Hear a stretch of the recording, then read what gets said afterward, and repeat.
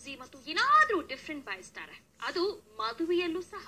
ಬೆಂಗಳೂರಿನಲ್ಲೂ ಅಂತಹದೇ ಒಂದು ಡಿಫ್ರೆಂಟ್ ಮದುವೆ ನಡೆದಿದೆ. ಹಾಗಾದ್ರೆ ಈ ಮದುವೆಯಲ್ಲಿ ಏನ್ ಡಿಫ್ರೆಂಟ್ ಇತ್ತು ಅಂತೀರಾ? ಈ ಸ್ಟೋರಿ ನೋಡಿ.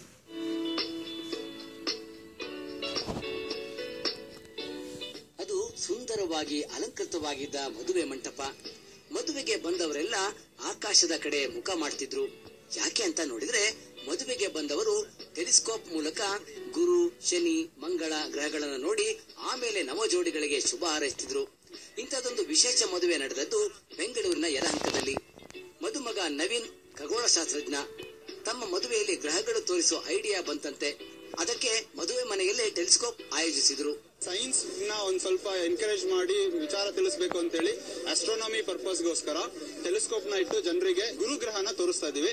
ಇದು ಒಂಥರ ವಿಶೇಷವಾಗಿ ತೋರಿಸಬೇಕು ನನ್ನ ಇಂಟ್ರೆಸ್ಟ್ ಇಂದ ಅಂತೇಳಿ ಇದನ್ನ ಅರೇಂಜ್ ಮಾಡಿಸಿದ್ವಿ. ಇನ್ನು ಮದುವೆ ಆದ್ಮೇಲೆ ಯಜಮಾನರು ಅರುಂಧತಿ ನಕ್ಷತ್ರ ತೋರಿಸ್ತಾರೆ ಅಂತ ಕಾಯ್ತಿದ್ದ ಮದುಮಗಳು ಪವಿತ್ರ ಬಾನಂಗಡದಲ್ಲಿ ಗ್ರಹಗಳನ್ನು ನೋಡಿ ಆಶ್ಚರ್ಯಗೊಂಡರು. ತುಂಬಾ ಖುಷಿ ಆಯ್ತು. This is totally different. In fact ಇವ್ರು ಏನು ಹೇಳಿರ್ಲಿಲ್ಲ, ಸರ್ಪ್ರೈಸ್ ಅಂತ ಹೇಳಿದ್ರು. But the surprise is awesome. ಹಾಗೆ ಮದುವೆಗೆ ಬಂದವರಿಗಂತೂ ಇದು ಸರ್ಪ್ರೈಸ್ ಆಗಿತ್ತು. ತುಂಬಾ ಖುಷಿ ಆಗತ್ತೆ. ಜನರಿಗೆ ಒಂದು ಅರಿವು ಮೂಡಿಸೋದಕ್ಕೋಸ್ಕರ ಈ ತರ ಪ್ರೋಗ್ರಾಮ್ಸ್ ಮಾಡೋದ್ರಿಂದ ವಿಜ್ಞಾನದ ಬಗ್ಗೆ ಇನ್ನೂ ಜನರಿಗೆ ಹೆಚ್ಚು ಹೆಚ್ಚು ತಿಳುವಳಿಕೆ ಉಂಟಾಗತ್ತೆ. ಮದುವೆ ಸ್ವರ್ಗದಲ್ಲಿ ನಿಶ್ಚಯವಾಗುತ್ತೆ ಅಂತಾರೆ. ಆದ್ರೆ ನವೀನ್ ಪವಿತ್ರ ಮದುವೆ ಗ್ರಹಗಳ ದರ್ಶನ ಮಾಡಿಸಿ ಆಕಾಶದೆತ್ತರಕ್ಕೆ ಸುದ್ದಿಯಾಗಿ ಬಿಟ್ರು.